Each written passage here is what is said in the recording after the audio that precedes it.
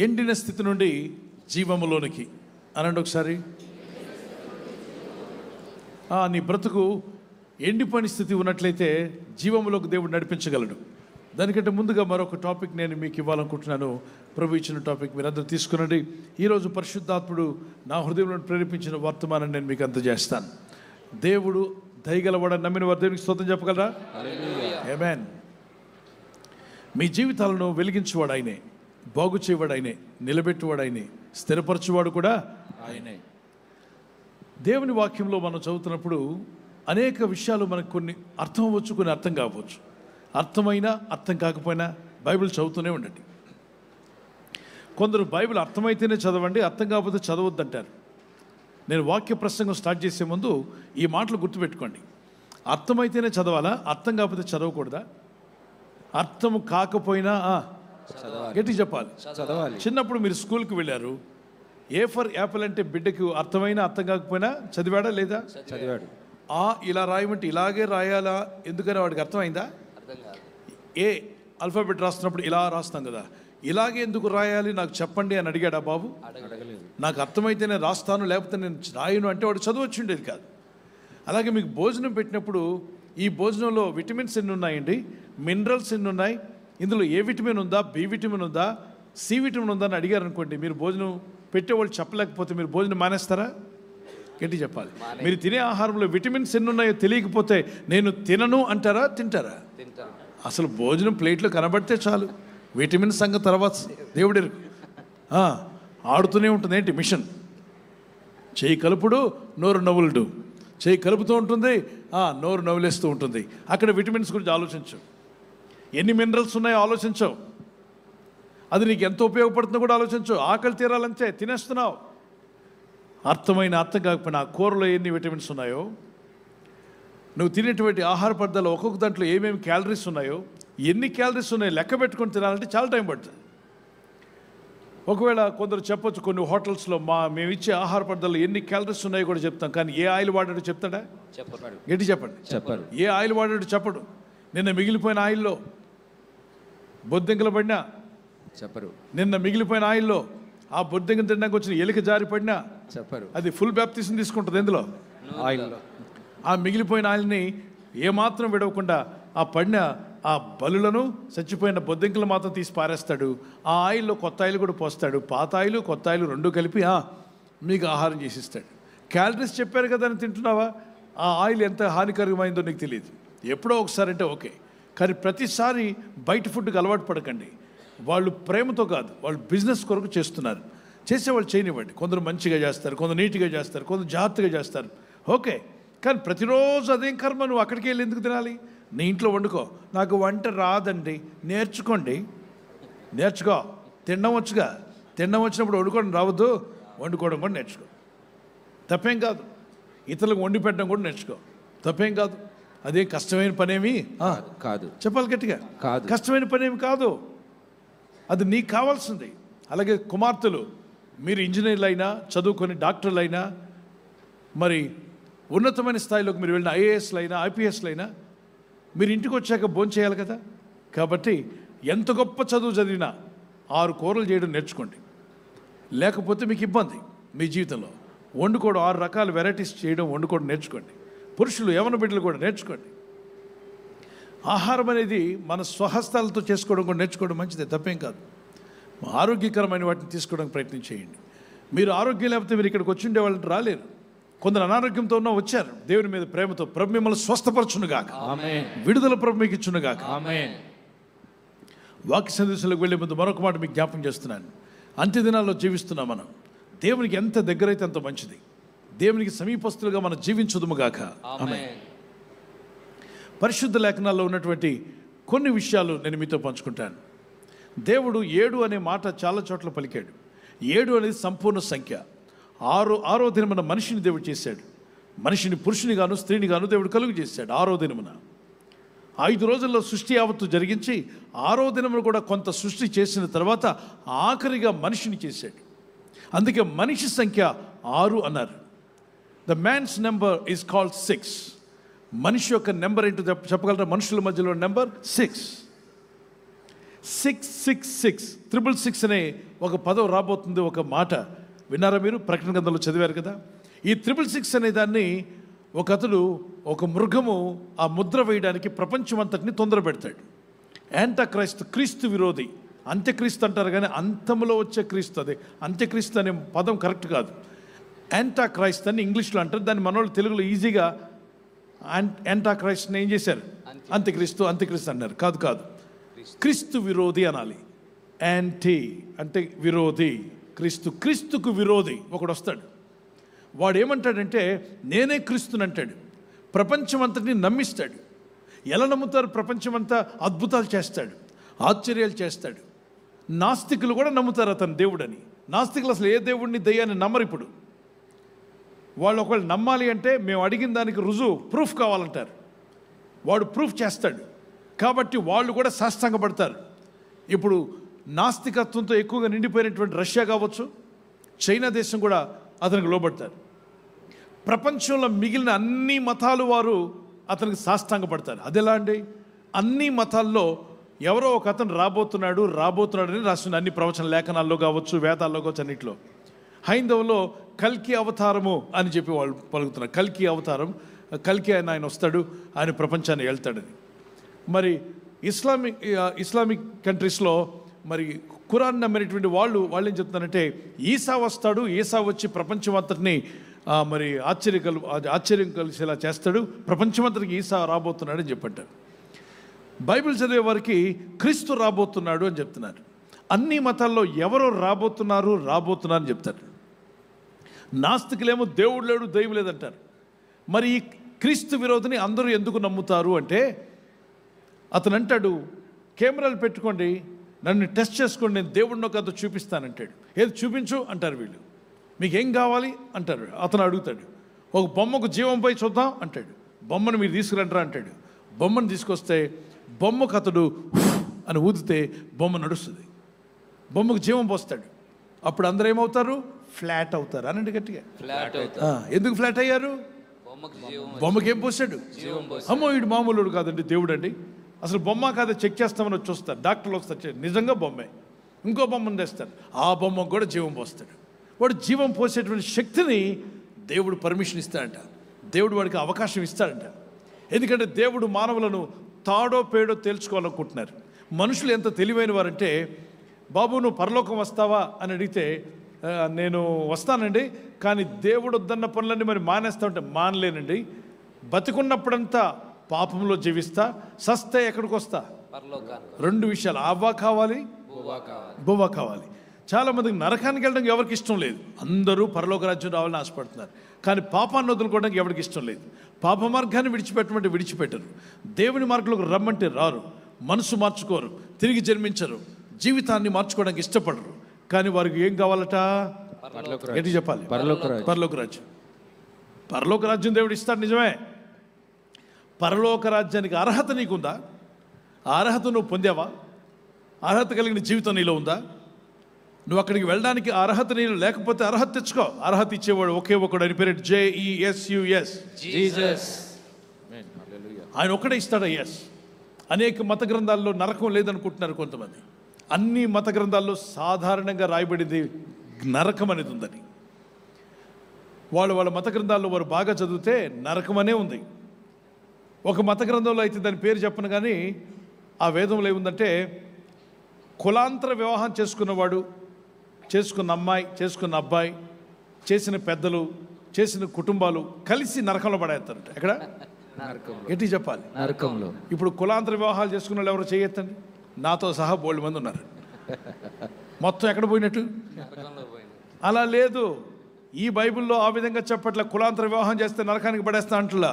ఈ జీవం గల దేవుడు అంటున్నాడు, పాపములు ఒప్పుకొని మారు మనసు పొందంటారా, మీకు పరలోక రాజ్యం ఇస్తా అంటున్నాడు. మారు మనసు పొందండి. అయితే వారి గ్రంథాలు వారు పాటిస్తారు, మన గ్రంథాన్ని మనం చెప్పాలి, మనం పాటించాలి. ఇది అందరి కోసం ఇవ్వబడిన గ్రంథం, మానవులందరి కొరకు. అందరూ సత్యాన్ని తెలుసుకుంటే మంచిది. అయితే కులాంతర వివాహం చేస్తే నరకంలో పడేస్తారు అని ఎక్కడ ప్రభు చెప్పలా. అలాగనే ప్రపంచంలో చాలా విషయాలు ఉన్నాయి. అవన్నీ కూడా అలా చేస్తే ఇలా అవుతారు, ఇలా చేస్తే అలా అవుతారు. కాదు, మారు మనసు పొందితే చాలు. జీవితం మార్చుకోవడానికి ఇష్టపడితే, మనసును మార్చుకోవడానికి ఇష్టపడితే, బ్రతుకును మార్చుకోవడానికి ఇష్టపడితే నీకు దేవుడు పరలోకం ఇస్తా అంటాడు. పరలోకం ఎవరికి ఇస్తాడండి? మనసు మార్చుకున్న వాడికి, జీవితాన్ని మార్చుకోవడానికి ఇష్టపడిన వాడికి, పాపములు చేసిన పాపాలు ఒప్పుకొని విడిచిపెట్టడానికి ఇష్టపడిన వాడికి, అదే పాప దారిలో వెళ్ళిపోకుండా రిటర్న్ అంటే యూటర్న్ తీసుకుని దాన్ని రిపెంటెన్స్ అన్నారు, పూర్తిగా దేవుని వైపు తిరగాలనుకున్న వారికి. సో 6 అనే నెంబరు మనిషి సంఖ్య. 7 అనగా విశ్రాంతి తీసుకున్నాడు దేవుడు. దేవుడు సమస్తం ముగించాడు. He has completed his work. That is why 7 number is called God's number. అనండి ఒకసారి గట్టిగా, వినబడలా? Seventh number. 7 అనగానే 7th డే అంటారు. సెవెంత్ డే మీరు విన్నారా ఎప్పుడైనా? 7th డే అడ్వెంటిస్టులు విన్నారా? వాళ్ళు ఎప్పుడు శనివారమే చేస్తారు. పాత నిబంధన ప్రకారముగా శనివారము యూదులందరూ కూడా విశ్రాంతి తీసుకోమని దేవుడు అన్నాడు. ఒక వారానికి ఎన్ని రోజులు చెప్పండి? 7 రోజులు. 7 రోజులు. 7 రోజులే ఉండాలని ఎవరు చెప్పారు? ఏ క్యాలెండర్ చెప్పింది? వినండి. ఒక వారానికి 7 రోజులే అని ఏ మత గ్రంథం చెప్పింది? బైబిల్. జీవగ్రంథమైన ఇది మత గ్రంథం అనకూడదు, ఇది మానవుల గ్రంథం అనండి. మానవులకు దేవుడిచ్చిన గ్రంథం ఇది, మత గ్రంథం కాదు, మానవులకు దేవుడిచ్చిన గ్రంథం.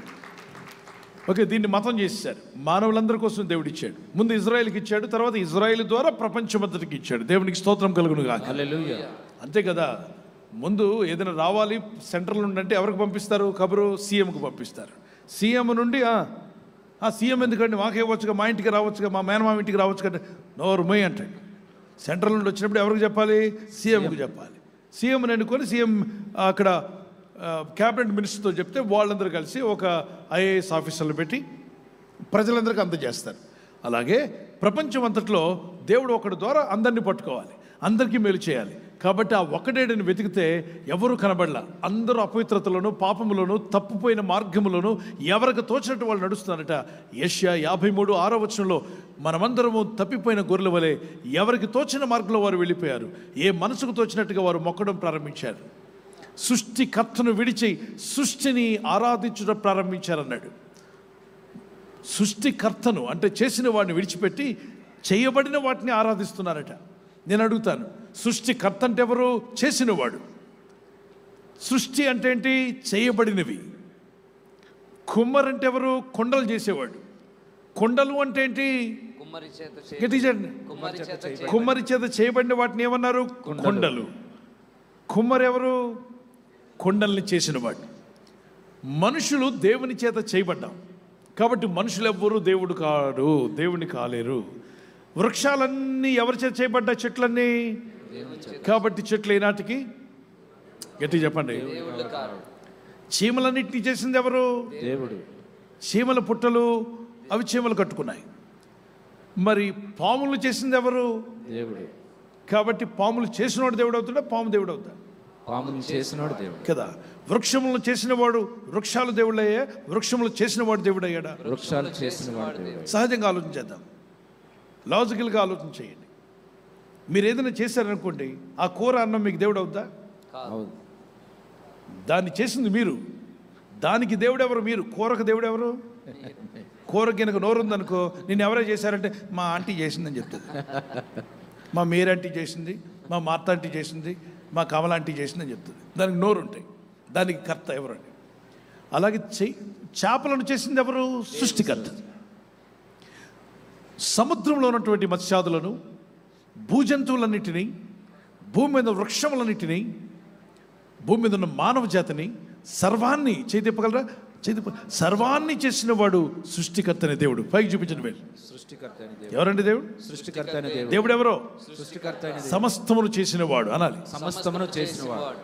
చేయబడిన వాటిని మొక్కాలా? చేయబడిన వాటిని దేవుడి చేత చేయబడినవి సృష్టి అంటారు, చేసిన వాడిని సృష్టికర్త అంటారు. ఇప్పుడు బైబిల్ చెప్తుంది, మరి రోమపత్రిక 1వ అధ్యాయంలో అపోస్తలుడైన పౌలు దొరినాడు, మీరు సృష్టికర్తను విడిచి సృష్టిని ఆరాధిస్తున్నారు. మీ కళ్ళు తెరవండి, ఆలోచించండి, సృష్టికర్తను వెతకండి. అప్పుడు మీకు రక్షణ కలుగుతుంది, మీ ఆత్మలకు మోక్ష భాగ్యం దొరుకుతుంది, నిత్య జీవాన్ని పొందగలుగుతారు, మీ పాపములు కడిగివేయబడతాయి. మీరు ఆరాధించవలసిన సృష్టిని కాదు, సృష్టికి చేసిన కర్తను వెతకండి అన్నాడు. అనేకులు పలువులు దారి తప్పిపోయిన దేవుడు మానవులందరికీ దారిలో తీసుకురావడానికి తన సువార్తను పంపించాడు. సో రాసుకునండి, 6 అనేది మనిషి సంఖ్య, 7 అనే దేవుని సంఖ్యను ఎందుకు పిలువబడిందంటే వారమునకు 7 రోజులని ఈ పరిశుద్ధ గ్రంథం చెప్తుంది. ఎందుకంటే దేవుడు సృష్టి యావత్తును ఆదికాండం 1వ అధ్యాయంలో చేసి ముగించను అనండి ఒకసారి. చేసి ముగించెను. ఇంకోసారి గట్టిగా. చేసి ముగించెను. ముగించాడు కాబట్టి 7వ రోజు ఏమీ చేయలేదు గనుక ప్రభు అన్నాడు 6 రోజులు మీరంతా పని చేయండి, 7వ రోజు విశ్రాంతి తీసుకోండి, మీ బాడీకి రెస్ట్ అవసరం. అందుకే ఈ రోజుల్లో చూడండి రెస్ట్లెస్గా పనిచేస్తున్నారు, స్ట్రెస్ ఫీల్ అవుతున్నారు, ఒత్తిడికి గురవుతున్నారు, ఇబ్బందులు వస్తున్నాయి, షుగర్ పెరిగిపోతుంది, బీపీ లెవెల్స్ పెరిగిపోతున్నాయి, హై బీపీ కానీ లో బీపీ కానీ, మరి హై స్ట్రెస్ లెవెల్స్ పెరిగిపోతున్నాయి.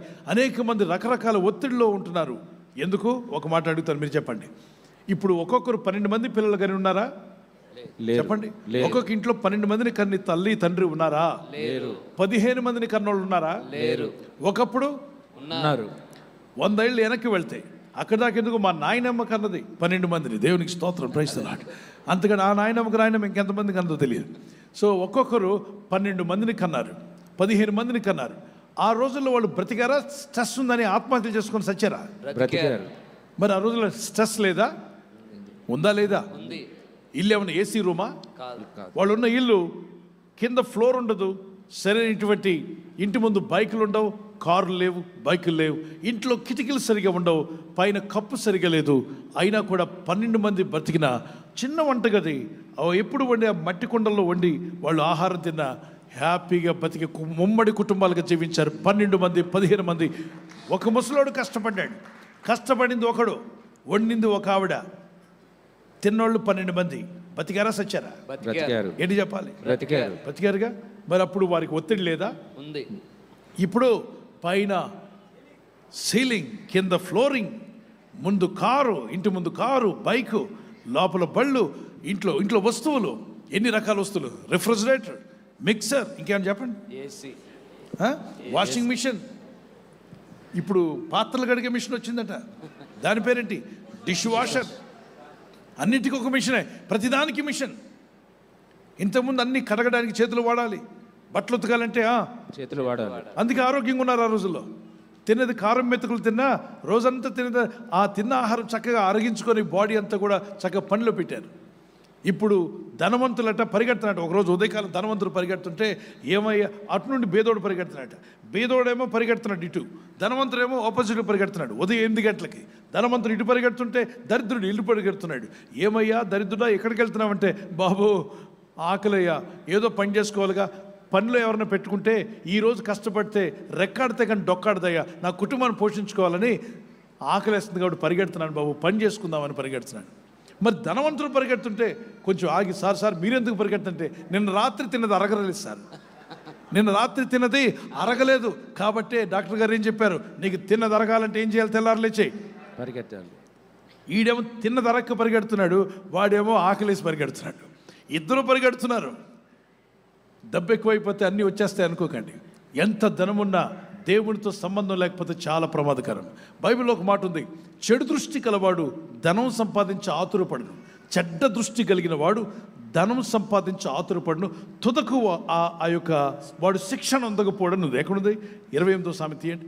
సామెత 28వ సామెత 22వ వచనం. ఆ వచనాలు మీరు చదువుతారుగా. 28 అని పెట్టండి ఒకసారి చూద్దాం, లేఖనాల్లో చదువుదాం. 28, 22 కరెక్ట్ చెప్పాను, రైట్. ఎప్పుడో చదివాను అంటే రోజు చదువుతున్నాను, కానీ ఎప్పుడు చదివినప్పుడు ఇది గుర్తుండాలి ప్రభు అనుకున్నాను. గుర్తుంది, దేవునికి స్తోత్రం. 28, 22 చెడు దృష్టి కలవాడు ఆస్తి సంపాదింప ఆతురపడును, తనకు దరిద్రం వచ్చునని వానికి తెలియదు. మరొకసారి గట్టి చదువు. చెడు దృష్టి గలవాడు ఆస్తి సంపాదించి ఆతురపడు. అంటే ఇప్పుడు ఆస్తి సంపాదించే వాళ్ళంతా చెడ్డవాళ్ళ? కాదు. ఆతురన్న రాశాడు. చెడు దృష్టి గలవాడు ఆస్తి సంపాదింప ఆతురపడతాడు, అత్యాశ, దురాశకి వెళ్తాడు. కానీ ప్రతిరోజు సంపాదించు దేవుడే చెప్పాడు సంపాదించమని.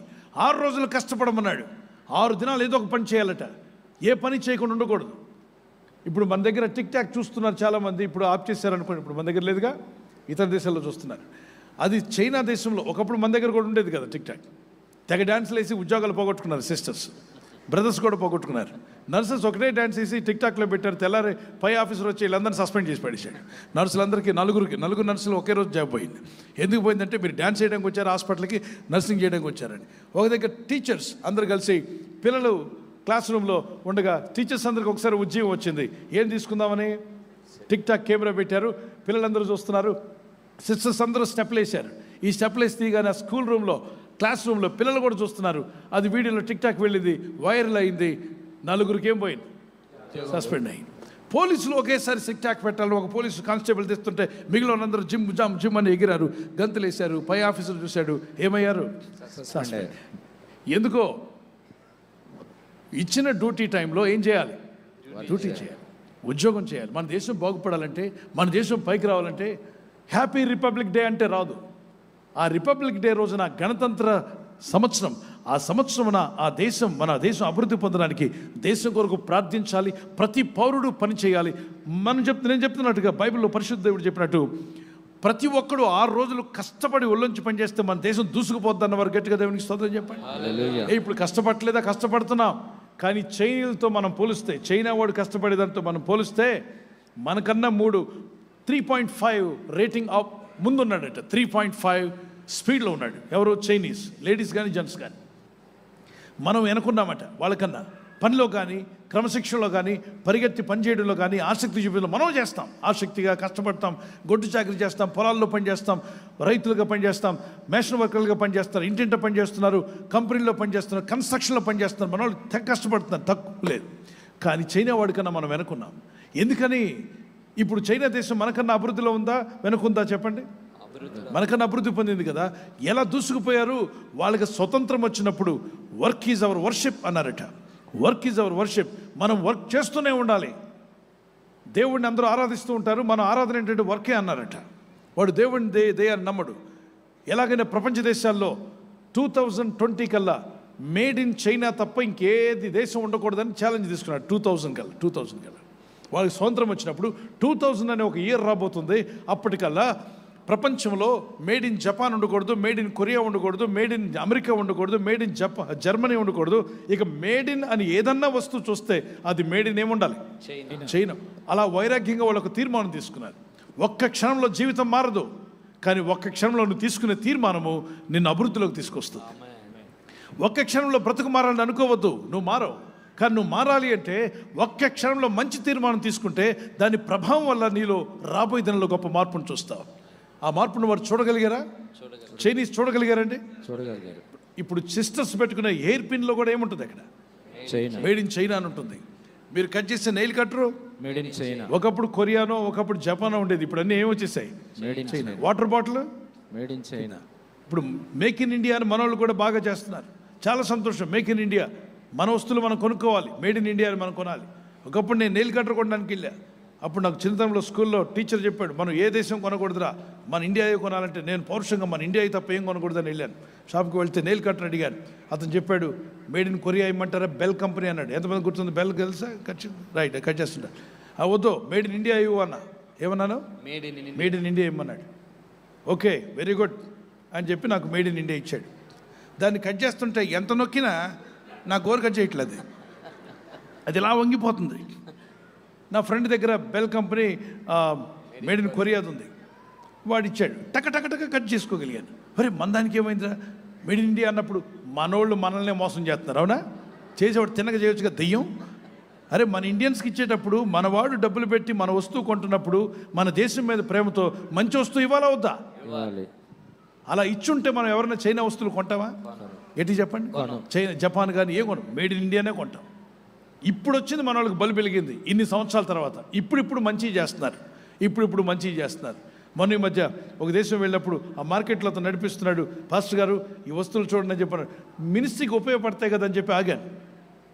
మరి మినిస్ట్రీకి ఉపయోగపడితే నైట్ టైం సెక్యూరిటీ కూడా ఉపయోగపడతాయని కొన్ని ఆ సెక్యూరిటీ సామాన్లని చూస్తే చక్కగా ఉంది, చాలా మంచిగా కనిపించింది, గట్టిగా పటిష్టంగా మంచిగా కనపడింది. మేడ్ ఇన్ చైనా కన్నా ఇది బాగుంది, మేడ్ ఇన్ ఎక్కడని అడిగా. ఇండియా సార్ అన్నాడు. Wow, praise the Lord. మా వాళ్ళకి బలి వెలిగింది, దేవునికి స్తోత్రం. వెంటనే 6 డజన్ కొన్నాను. ఇతర దేశంలో మేడ్ ఇన్ ఇండియా ఎన్ని కొన్నాను? 6 డజన్ కొని మన సెక్యూరిటీ వాళ్ళకి ఇద్దామని కొన్నాను. బాగున్నాయి, మంచిగా చేశారు. ఈ బల్బేదో మొదట్లో ఎలుగుంటే అందరూ ఏం కొనుక్కునేవాళ్ళం? ఇండియా కొనేవాళ్ళం. మనోళ్ళు సరిగ్గా చేయక అమ్మ పెట్టదు, అడుగు తినేదన్నట్టుగా సరిగ్గా చేసేవాళ్ళ. ఇప్పుడు అందరూ మారుదురుగాక, మన దేశంలో మార్పులు వచ్చునుగాక. ప్రార్థిద్దాం, let's pray for our country. అయితే దేవుడైన ప్రభు చెప్పాడు 6 దినాలు కష్టపడాలి మనిషి, 7వ రోజు విశ్రాంతి తీసుకోవాలి. ఈ దేహానికి స్ట్రెస్ లేకుండా ఉండాలంటే ఒకరోజు ప్రార్థన చేయట్లో, అదే ఆదివారం అనుకుందాం. ఇప్పుడు క్రొత్త నిబంధన ప్రకారంగా ఆదివారం రోజున ఏ పని పెట్టుకోవద్దు, ప్రార్థనకు వచ్చేసాయి, కుటుంబాలుగా వచ్చాయి. ఒకవేళ విదేశాల్లో ఉన్నావు, ఈ లైవ్ సర్వీస్ నీకు వస్తుంది, అక్కడ చర్చెస్ లేవు, లైవ్లో కూర్చో, చక్కగా స్థలస్నానం చేసుకుంటావో, చక్కగా ఫ్రెష్గా రెడీ అయ్యి బట్టలు వేసుకొని గదిలో చక్కగా మ్యాట్లు వేసుకుంటారో, నీట్గా చర్చిలో కూర్చున్నట్టుగానే కూర్చోండి. టీవీ ముందో పెద్ద స్క్రీన్లో చిన్న మీకు తగినట్టు స్క్రీన్ ఏర్పాటు చేసుకోండి. వాక్యాలు విందాం రండి, ఆరాధన జరుగుతుందని చెప్పండి. మేము బైబిల్ తీస్తే మీరు బైబిల్ తీయండి, మేము ప్రార్థన చేస్తే త్వరగా చెప్పాలి, ప్రార్థన చేయాలి, మేము స్తుతిస్తే స్తుతించాలి, మీరు స్తుతించండి. ఏ రిఫరెన్స్ మేము పెట్టినా మీరు చదవడానికి ప్రయత్నం చేయండి. మీరు విదేశాల్లో ఉన్నారు, మీకు అక్కడ చర్చ్ లేదు, కానీ వాక్యం ద్వారా మీరు మాతో పాటు వర్చువల్గా చర్చిలో ఉన్నట్టే దేవుని శక్తి మిమ్మల్ని తాకునుగాక, పరిశుద్ధాత్మ మిమ్మల్ని ముట్టునుగాక. ఎందుకని మత్తయి సువార్త 18:19 వచ్చిన వరకు ఎక్కడ 2-3 నా నామములో కూడి ఉందరో వారి మధ్యలో నేనుంటాను అన్నాడు. సో 6 అనేది మనిషి సంఖ్య, 7 అనేది దేవుని సంఖ్యగా ఏర్పాటు చేయబడింది, 8 అనేది ఏ సంఖ్య? 8 దేనికి సంబంధించిందండి? 8 అనేది పునరుద్ధానుడై తిరిగి లేచిన యేసయ్య సంఖ్య ఉంది. గట్టిగా చప్పట్లు కొట్టుతుంది సంఘం యొక్క సంఖ్య. 6 దేనికి సాదృశ్యంగా ఉందంటే మనుషులను చేశాడు కనుక మనిషి సంఖ్య ఏర్పడింది. 7 దేనికి సాదృశ్యంగా ఉందంటే దేవుడు తను చేయాలనుకున్నది చేసి ముగించి ఆయన విశ్రాంతి తీసుకోమని చెప్పాడు కనుక అది యెహోవా దేవుడే, సృష్టికర్తని దేవుడు ఏర్పాటు చేసిన సంఖ్య. 7 నెంబర్కు పర్ఫెక్ట్ అంటారు. అనండి ఒకసారి, పర్ఫెక్ట్, కంప్లీట్ అనండి. కంప్లీట్ అయినప్పుడు సృష్టి కంప్లీట్ అయింది 7 డేస్లో. నెలకు ఎన్ని వారాలు? 4 వారాలు. దాన్ని బట్టి లెక్క పెడితేనే సంవత్సరానికి 365 రోజులు వచ్చింది. అవునా కదా? ఈ లెక్క ఏ గ్రంథం చెప్పింది? ఈ లెక్క చెప్పిన గ్రంథం పరిశుద్ధ గ్రంథమైన బైబిల్. ఎలా 7 రోజులే ఉండాలి వారానికి? ఆయన 6 రోజుల సృష్టి అంతటిని చేసి 7వ దినమున విశ్రాంతి తీసుకున్నాంటే ఆ రోజున ఏ పని చేయలేదన్నప్పుడు 7 days per week వచ్చింది. కాబట్టి నేడు ప్రపంచంలో అన్ని మతాల వారు వాడుతున్న క్యాలెండర్ 7 రోజులే ఎందుకు ఉండాలని మీరు అడగండి. అది బైబిల్లో 1వ అధ్యాయంలో దాని రహస్యం ఉంటుంది. బైబిల్లో 1వ అధ్యాయంలో రహస్యం. Praise the Lord. 7 is a complete number, a perfect number that belongs to God. మరి 8 అనేటువంటిది దేనికి సంబంధించిందంటే యేసు ప్రభువారు శిలువలో మరణించిన తర్వాత పునరుద్ధానుడై 8వ రోజున అనగా ఆదివారం తిరిగి లేచాడు.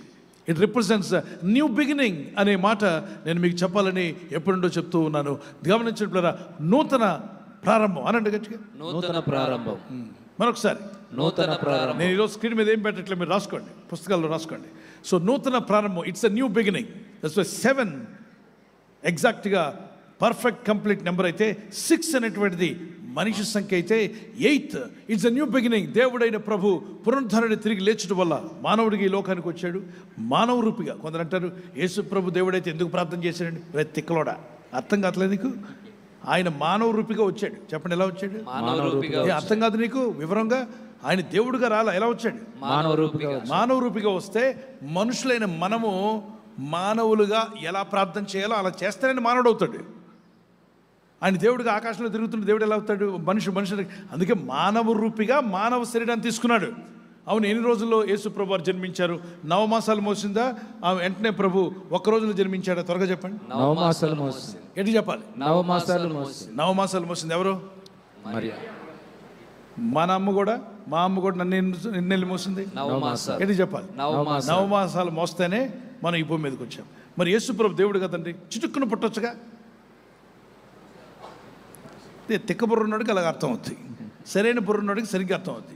ఆయన మానవ జన్మ తీసుకోవాలనుకున్నాడు కాబట్టి ఖచ్చితంగా కన్య మరియ గర్భవతి అయి అన్నాడు.